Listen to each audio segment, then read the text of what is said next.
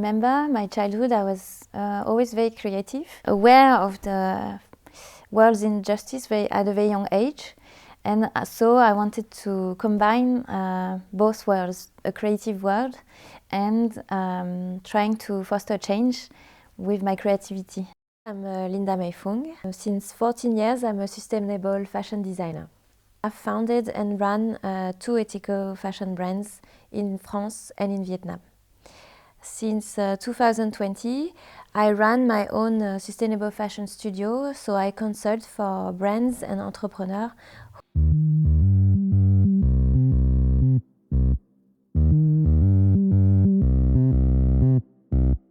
When I was a child, I think in the 90s, I was watching the news with my parents, and there was this big scandal regarding children stitching footballs for the Nike brand, and this really shocked me as a child. Now there's a greater problem is ultra fast fashion with companies like Shein.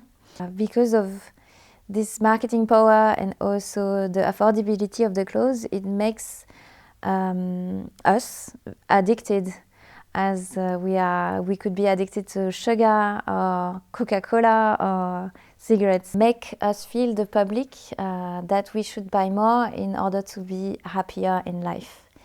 And this business model is not sustainable for the planet.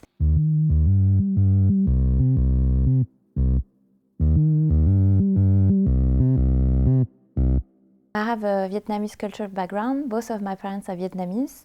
So I really wanted to promote the Vietnamese culture and Vietnamese craftsmanship. Then when I finished fashion school, actually, there was not so many sustainable fashion brands. And so I had to create my own brand. But I was very lucky to find a pioneer of sustainable fashion in France, who wanted to open an ethical factory in Vietnam, and working hand in hand with the manufacturer was very important for us. It's a French-Vietnamese sustainable fashion brand. It was really humane. That's what people noticed, because we were very close to our tailors and showing that we work directly with them, and also the weavers of the ethnic fabrics we use throughout the collection. We also worked with organic cotton to have as least impact as possible. There's this one jacket that is a bestseller of our brand that we ran from 2010 to 2016. All our customers were asking for it. It's made of lacquered silk.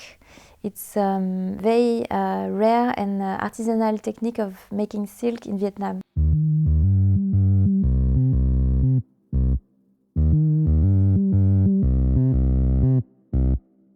Former customers, after 10 years, still tell me that they're wearing the clothes are designed with love and lots of care, with artisans from Vietnam or from France, and that's it means that I really achieved my mission of designing and producing sustainable and robust clothes, and timeless also styles that my customers still love to wear. And they really sometimes describe the clothes as a person, and so I know they developed kind of an emotional attachment. Another great achievement I had during my career is that because my business partner of the second brand I co-founded had his own factory, we've been able to define what's a living wage for the workers. Minimum wage defined was $200, but the living wage we calculated directly with the concerned people was $400. And so we were able to give them what they really need as a vital wage to live and work in Ho Chi Minh City.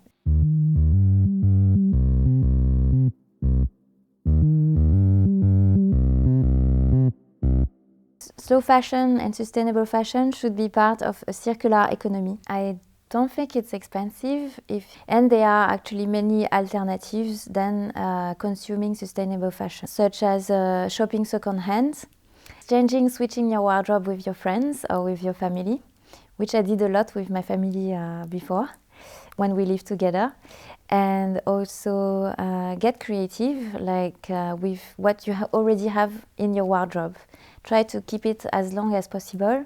And if you get bored of it, you can actually add a little stitch, change the buttons, go to your local haberdashery shop and find new cool buttons to change on it. It's really easy. And so there's this very cute technique called la méthode bisou. Bisou means kiss in French. So each letter stands for a question you should ask yourself when you face this beautiful dress at the fast fashion shop. Nowadays, I think brands are leading the way, sustainable brands, but it's not enough. I feel like to foster and really create a shift, the citizens, I think, has to shift their mindset to a more sustainable vision of the world, and also feel like they're part of this world. Education, promoting second-hand shopping, and also creative ways to do fashion or to wear fashion, we can address that problem. On my side, I commit with the Fashion Revolution Association since 2013. It's an association, NGOs, that was created after the collapse of the Rana Plaza in 2013. And since then, this association, who was born in UK, has grown to 90 country offices around the world. And for this association, I did a lot of conferences in design school or just schools to raise awareness on all the stakes of fashion. Also, this third very important role to foster change, it's the governments and public policies. This can really influence the companies, to larger companies, actually, to change their ways of producing.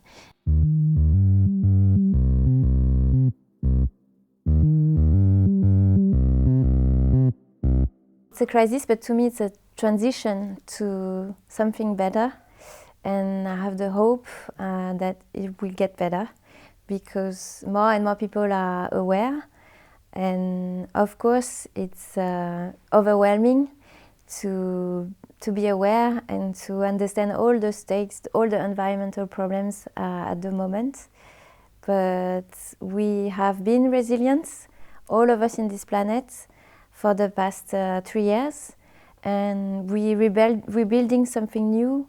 Today, in parallel of working for other enterprises and brands, I'm also very busy in relaunching Linda Mai Phung, my first brand, which will be released in the spring 2023. And I'm relaunching the brand in even slower and more sustainable fashion model, because I will be following the entire vision of slow fashion.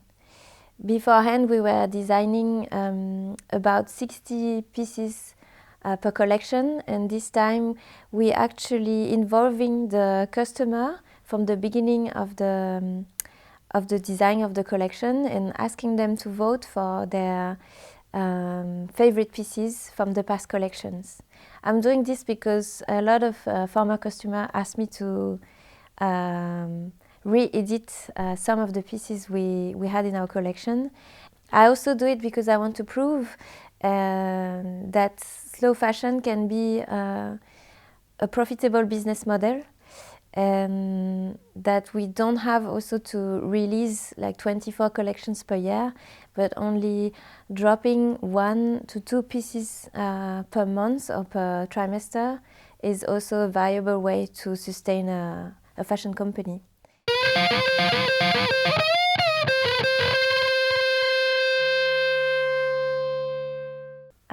In terms of creativity and commitment, I'm really inspired by the artist Su Boy. She's a Vietnamese rapper, and she really fought against this male-driven industry. And I love her songs because it tells in a genuine way about how is it to be a Vietnamese woman today. Hi, bao nhiêu lâu chưa gặp. Năm nay 25 hay 30, 35. 30 and the 30 hay so boy this is ai nói giấc mơ đã chết khi ta qua 25. Tụi ta đâu quá quan tâm. Feeling myself như phụ nữ của năm. I'm really really hot, mày gặp beat 500. I'm a flow như Melissy. Em super duper fly như má tôi Missy. Nhịp tim phải thoát cho em ít oxy. Hip thì phải hop, chỉ có nhất không có nhì. Anh muốn hôn đôi môi em whisky tasty.